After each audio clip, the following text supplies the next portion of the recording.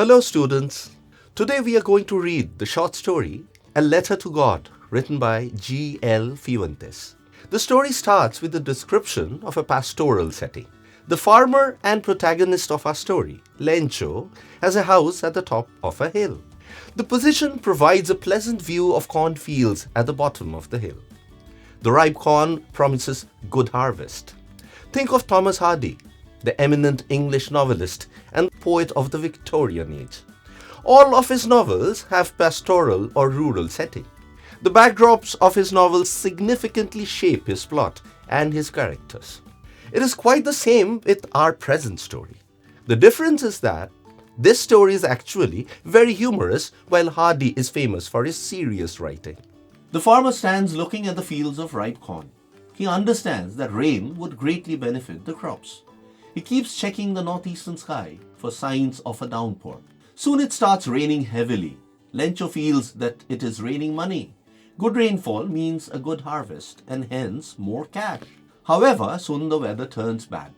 Much to Lencho's despair, a hailstorm starts raging. Lencho and his family are helpless in the face of the storm as it completely destroys the corn. Think about this. One hailstorm radically changes the scenario of Lencho's family.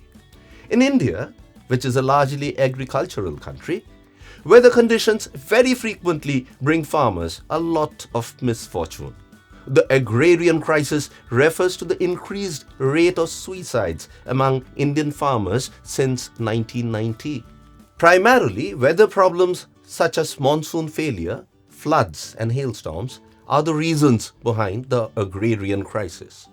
High debt burdens, government policies and family problems can too cause these suicides. Let us come back to our story. We find that Lencho and his family are totally at the mercy of the weather to earn a living for themselves.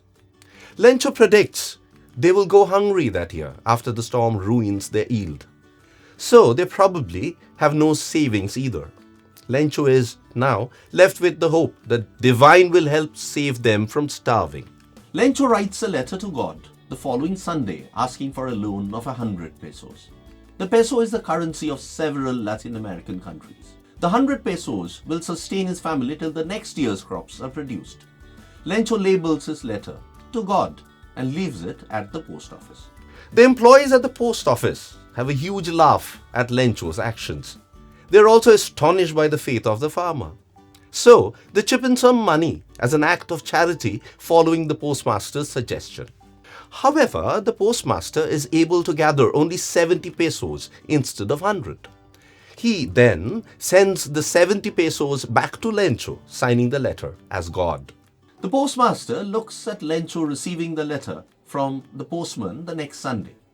He expects the farmer to be overwhelmed with joy after receiving the money from God. The postmaster is surprised by Lencho's reaction. Lencho was always sure that God would be granting him the money. He is annoyed at getting 30 pesos less. Lencho writes a second letter to God, demanding the rest of the money. This time he asks God not to send the money by post.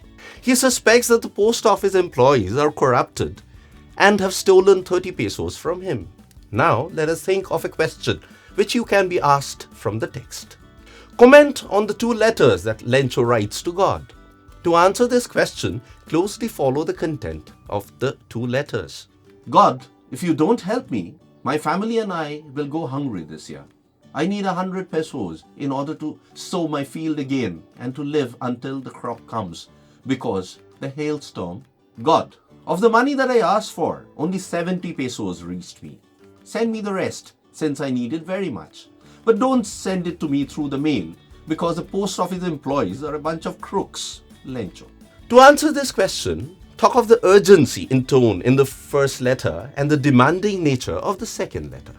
The second letter proves that even charitable and generous actions often are misinterpreted or backfire. With that, we come to the end of today's lesson. Hope this gives you some food for thought. See you soon in our next video.